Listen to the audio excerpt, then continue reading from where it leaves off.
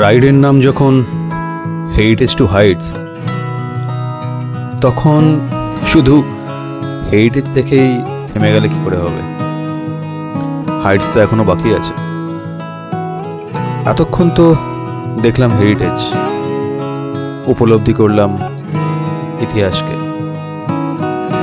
এবার ইতিহাসের পথ পেরিয়ে আরো অনেকটা উঁচুতে উঠতে হবে, পেরোতে হবে অনেকটা পথ, যেখানে থাকবে প্রকৃতি আর থাকবে পাহাড়ি পথ, আর এমন একটা জায়গা যেখানে আমি আগে কখনো যাইনি। হেরিটেজ থেকে এবার আমাদের যাত্রা হাইটসের দিকে।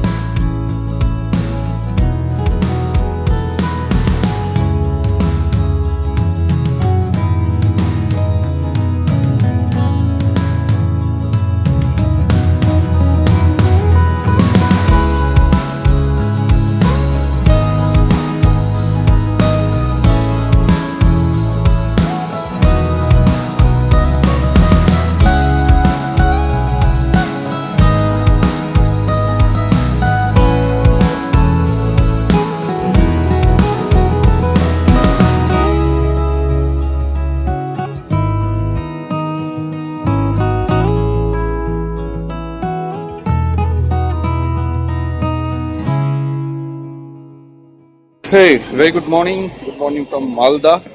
আজকে হচ্ছে 24 তারিখ বা 24 jan, আর আমরা রেডি। 7:30 বাজে টাইম। কোল্ড স্টার্ট হয়ে গেছে, লাগেজ মাউন্টিং হয়ে গেছে, খালি ট্যাঙ্ক ব্যাগটাকে নিয়ে রাখবো। এখানে ব্রেকফাস্ট আছে 8টার সময়, বাফে ব্রেকফাস্ট, যেটা ইনক্লুডেড আমাদের ট্যারিফের মধ্যে। যাচ্ছি কোথায় সেটা একটু পরে মোটর ব্লগিং সেটআপ থেকে বলছি।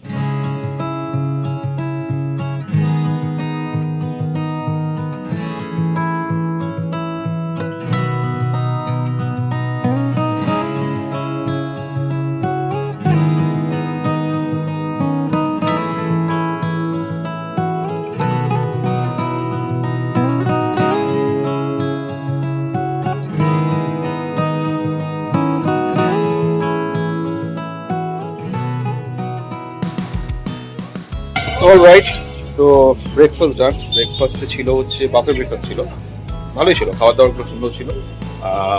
লুচি ছিল, আলুর তরকারি ছিল, একটা ঘুগনি ছিল, প্লাস কি ছিল, সুজির হালুয়া ছিল, মিষ্টি ছিল, ব্রেড বাটার বা জ্যাম টোস্ট ছিল, ডিম ছিল, নট ব্যাড। আর ফ্রুট জুস মতো ছিল, ফ্রুট জুস মানে ওই আর কি, গুড এনাফ। আমি এখানে একটুখানি লুচি আর একটু ব্রেড খেয়ে নিলাম। Almost done. এবার আমরা আবার রেডি হয়ে বেরোবো। তো আমরা যেতে চলেছি সেটা হচ্ছে বারামাংবা। বেসিক্যালি তিনচুলে যাওয়ার প্ল্যান। তিনচুলেতে হোমস্টে ফাঁকা পাইনি এই রাশের টাইমে, তো দ্যাট ইজ দ্য রিজন আমরা বারামাংবাতে করেছি, বারামাংবা ক্যাম্প। তো আজকেও মোটামুটি 300+ কিলোমিটারের মতো জার্নি হবে। প্রথম একটা পুরোটাই প্লেন, তারপরে পাহাড়ে ওঠা। দেখা যাক কীরকম কী হয়। মাঝখানে একটা জায়গায় কোথাও লাঞ্চ করে আমরা মোটামুটি টার্গেট করা হচ্ছে যে বিকেলের মধ্যে ঢুকে যাওয়া যায় আর কি। All right, very good morning. আর এই এবার বেরিয়ে গেছি বলতে বেরোচ্ছি হোটেল পারমিটা থেকে। টাইম হচ্ছে 8:58, এই ধরে নাও 9টার সময় আমরা স্টার্ট করছি। 8টায় বেরোনোর কথা, 1 ঘন্টা দেরি হয়ে গেল সবার খাওয়া দাওয়া করতে করতে। তো আমরা এখান থেকে এখন যাব হচ্ছে ফার্স্ট একটা আদিনা মস্ক আছে এখানে, খুব সুন্দর নাকি, ওই বাইপাসের ওপরই পড়ে, পারদেশি ধাবা থেকে একটুখানি এগিয়ে। ওইটাকে দেখে তারপরে আমরা সোজা বেরিয়ে যাব হচ্ছে শিলিগুড়ির দিকে আর কি। জয় মা।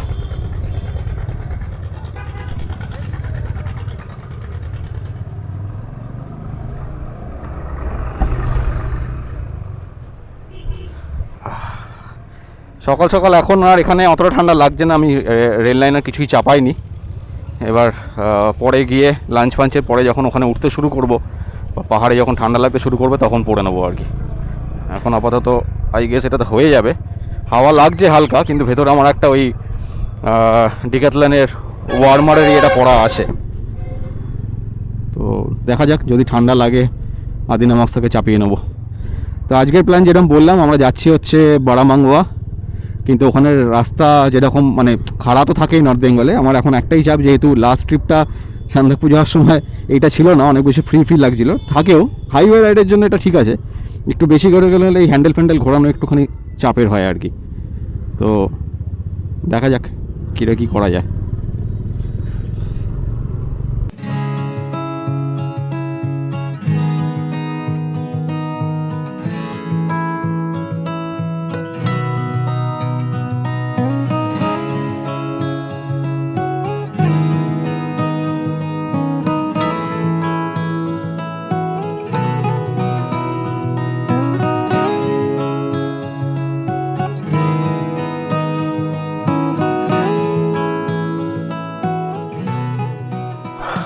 অল রাইট, টাইম হচ্ছে 9:54। আর এই যে আমার পেছনে দেখা যাচ্ছে, আমি ঘুরিয়ে দেখাচ্ছি, এটা হচ্ছে আদিনা মাউস।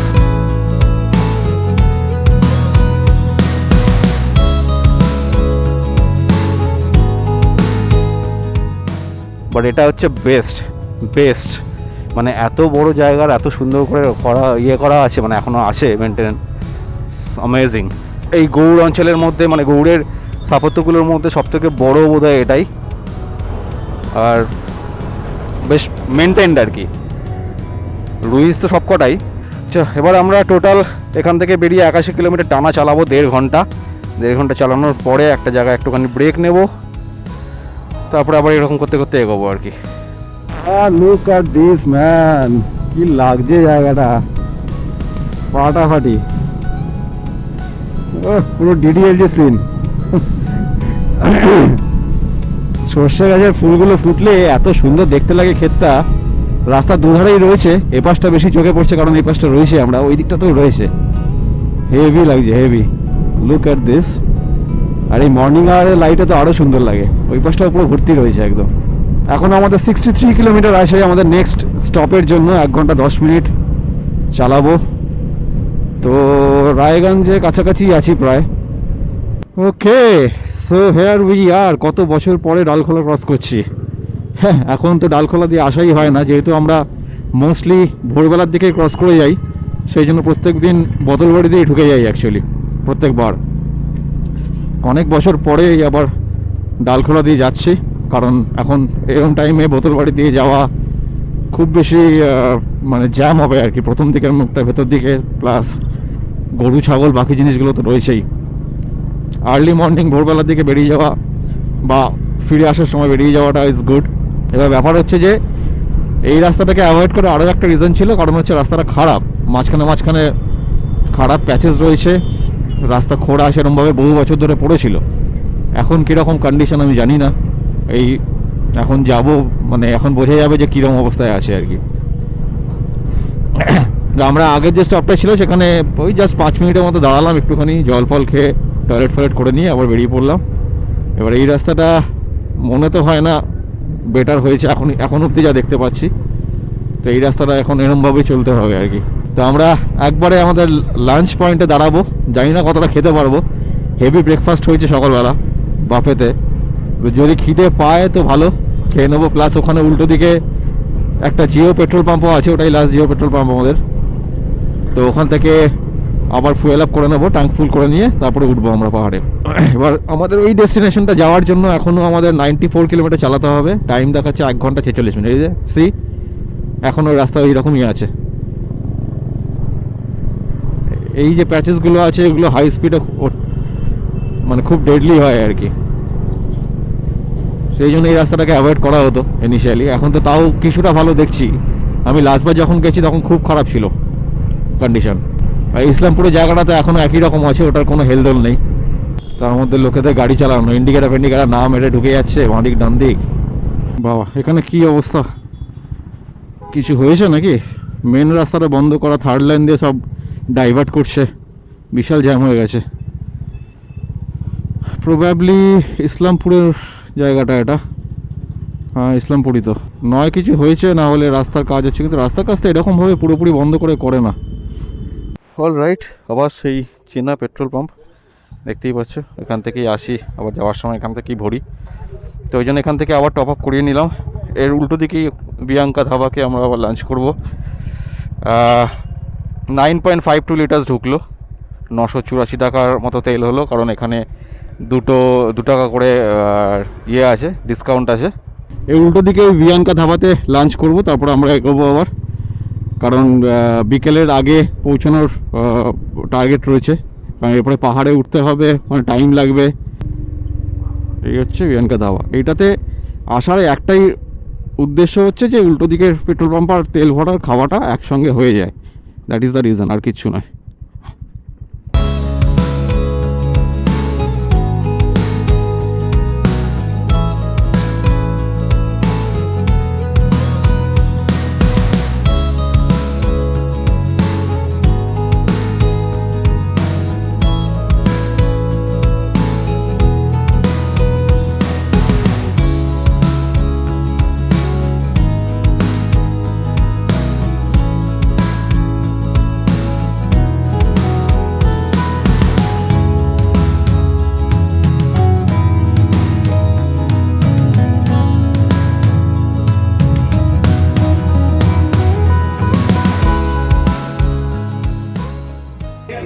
অলরাইট, লাঞ্চ ডান। ওই পরিচিত জায়গা বিয়ানকা ধাবা, যেটাতে আমরা আসি। রুটি তড়কা ওই একই খাওয়ার, কারণ ওর থেকে বেশি খেলে হেভি হয়ে যায় বড্ড। এখানে রুটিটা ভালোই করে, রুটি তড়কা একটু দেখে হয়তো অপরিষ্কার লাগতে পারে, বাট খাওয়ার দাওয়ার দিক থেকে সেটা নয়। আর যেরকম বললাম, এটার থাকার রিজনটা একটাই, যেটা পেছন দিকের ওই জিও পেট্রোল পাম্পটাতে আমরা ইউটিলাইজ করে নিতে পারি একই টাইমে আর কি, যাতে টাইমটা নষ্ট না হয়।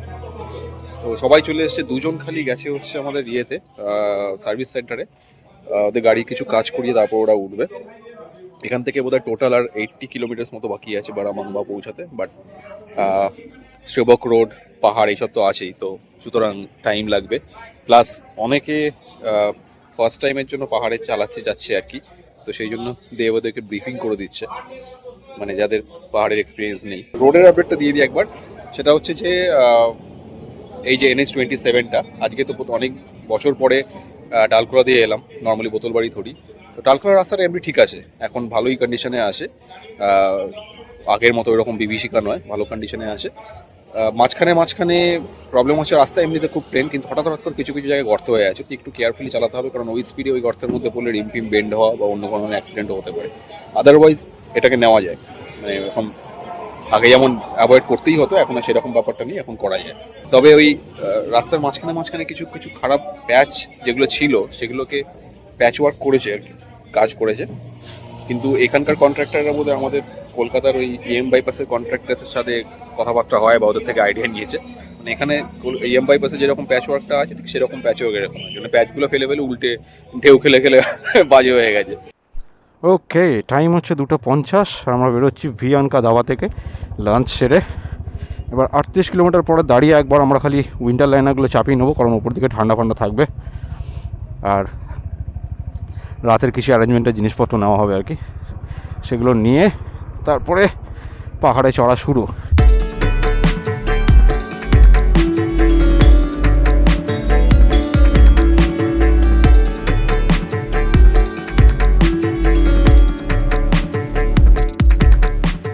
তো চলে এসছি সেই আমাদের পছন্দের জায়গা, সেবক রোড।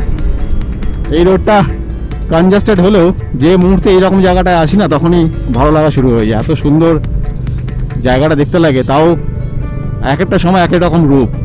এই কয়েক মাস আগে আসলে এই জায়গাটা পুরো লাশ গ্রিন লাগতো, এখন উইন্টারের জন্য একটু ফ্যাকাশে লাগছে, অতটা গ্রিনিশ নেই, বাট তাও স্টিল ফাইন।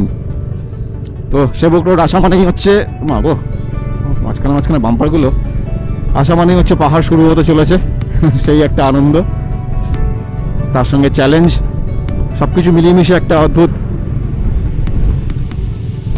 কাজ করে। যাকে আমাদের পৌঁছাতে দেরিই হবে, মানে ওখান থেকে লাঞ্চ করে বেরোতে একটুখানি টাইম লেগে গেল, প্লাস এখানে কিছু জিনিসপত্র কেনার ছিল সেগুলো কিনে। তো এখন বাজে হচ্ছে 4:36, তো আমাদের এখান থেকে এখনও 1 ঘন্টা 51 মিনিট, মানে 2 ঘন্টায় ধরছি, 43 কিলোমিটার দেখাচ্ছে। 4:36 মানে হচ্ছে আরামসে 6:30, 7টা বেরিয়ে যাবে। এই অন্ধকারে পাহাড়ে ওঠাটা একটুখানি চাপতে হবে, কান্ট হেল্প ইট, করতে হবে, আবার কি করার নেই। দেখা যাক কতটা চ্যালেঞ্জিং হয়। I love this road, man, I love this road, amazing. Here comes the first glimpse of the hills again, the mighty Himalayas. এই হচ্ছে পাহাড়ের গেটওয়ে। প্রতিবারের না এবারেও ভালো লাগছে দেখতে, কিন্তু একটুখানি হেজি হয়ে আছে, ন্যাচারালি হবে, এখন উইন্টার একটু ফগি কন্ডিশনই বেশি থাকার কথা, কিন্তু সামনে কনজেশন আছে যে ওই রেল লাইনটার জন্য যে কনজেশনটা হয়, দেখাচ্ছে পুরো রেড হয়ে আছে এই জায়গাটা। এরপর থেকেই আমরা উঠতে শুরু করবো আস্তে আস্তে পাহাড়ে। ব্রিজটা যেটা সিকিমকে কানেক্ট করার চেষ্টা করছে আর কি রেল লাইন দিয়ে, বাট ঠিক আছে, ডেভেলপমেন্ট ইজ গুড, বাট সেটার জন্য নেচারের যে কত ক্ষতি হচ্ছে সেটা তো এক্সাম্পল আমরা পাচ্ছি দিনকে দিন। এখানে ল্যান্ডস্লাইড, ওখানে ল্যান্ডস্লাইড, ভেঙে পড়ে যাচ্ছে, ভেসে যাচ্ছে। একটু আগে তিস্তা ব্যারেজটা ক্রস করলাম, যেটার উপর দিয়ে পান্নু যাওয়ার সময় গেছিলাম, ওই পাশ দিয়ে উঠে। এই সেই রেল ব্রিজ, এটা তৈরি হলে এখান দিয়ে ব্রডগেজ রেলই যাবে, যেটা সিকিমের সাথে কানেক্ট করবে।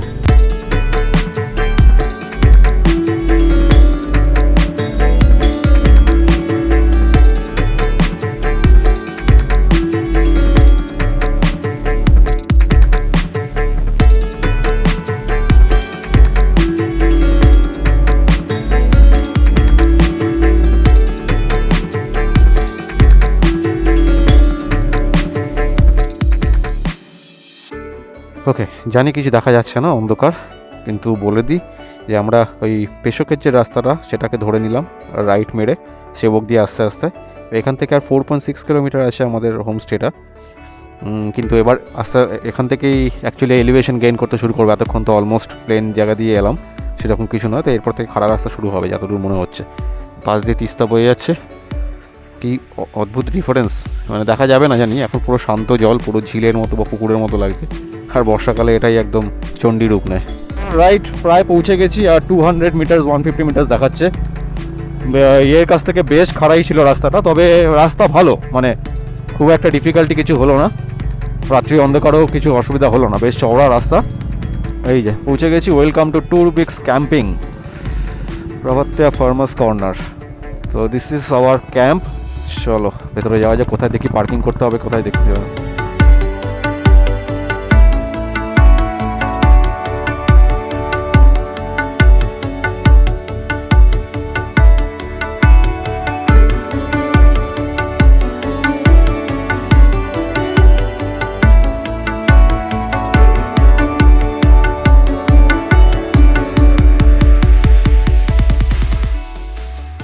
অল রাইট, তো আমরা পৌঁছালাম হচ্ছে 7টার সময়, যেরকম বলেছিলেন একটু লেট তো হবেই, প্লাস এখানে তো এখন শীতকাল এমনিতেই, আর তার মধ্যে পাহাড়ি জায়গা, তাড়াতাড়ি অন্ধকার হয়ে যাচ্ছে।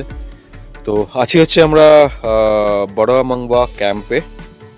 ক্যাম্পটা বেশ সুন্দর, যেমন দেখালাম এই দিকটাতে নিচে লাইট ফাইট দিয়ে সাজানো আছে জায়গাটা, ওখানে মধ্যে বনফায়ার হবে, হবে নিচে টেন্টের সেট আপ আছে, ওপরেও তিনটে সেট আপ আছে। এগুলো সব কাপল টেন্ট, মানে এগুলো আমাদেরই নেওয়া আছে আর কি। এখন যেহেতু কাপল নেই, সেগুলোতে শেড রয়েছে, এখানে 5-4-5টা মতো আছে, এগুলোতে শেড করা রয়েছে।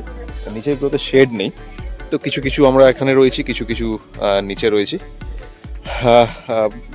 প্রবলেম হচ্ছে এইরকম জায়গাতে আর একটুখানি বেশি টাইম স্পেন্ড করা গেলে ভালো হতো, কিন্তু আমাদের আবার কালকে সকালে উঠে বেরিয়ে আরেকটা জায়গায় যেতে হবে। যাযাবর মানুষ আমরা, বুঝতেই পারছি। তো এই এরিয়াটা হচ্ছে পুরো সুন্দর করে লাইট আপ করা রয়েছে। এখানটায় এই জায়গাটাতে হচ্ছে আমাদের বনফায়ার হবে। এইখানটাতে তো ডাইনিং আছে, খাওয়ার জায়গাটা আমি নিচ থেকে দেখাচ্ছি। আর এইরকম কিছু টেন্টের এখানে করা আছে। এই টেন্টগুলোকে আমাদের এখানেই নিয়েছিলাম, তারপর ওখানে থেকে শিফট করে ওরা নিচে নিয়ে যাচ্ছে। ওই যে জায়গাটা রয়েছে ওখানে শিফট করা রয়েছে। আর এখানে যেমন 1 2 3 4 5 5খানা এরকম শেড করা টেন্ট আছে, বেশ সুন্দর ধাপে ধাপে করে করা আর কি। আর ওই দিকে যে দেখা যাচ্ছে লাইট, অনেকটা বেশি লাইট আছে, এখন হয়তো ফোনে অতটা বেশি ক্যাপচার করা যাচ্ছে না। এটা হচ্ছে কালিম্পং সিটি। তো কালিম্পং সিটির ঠিক উল্টো দিকটাতে হচ্ছে এই বড়ামাংবা। আর টেন্টের যেহেতু আছে, টেন্টের বাথরুম তো কমন হয়, তো ওখানে দুটো বাথরুম রয়েছে। শাওয়ার ফাওয়ার কমোড ফমোড সবই আছে, বেসিন আছে, বাট জল খুব ঠান্ডা। গিজার আমি দেখতে পেলাম না, প্রবাবলি গিজার হয়তো নেই।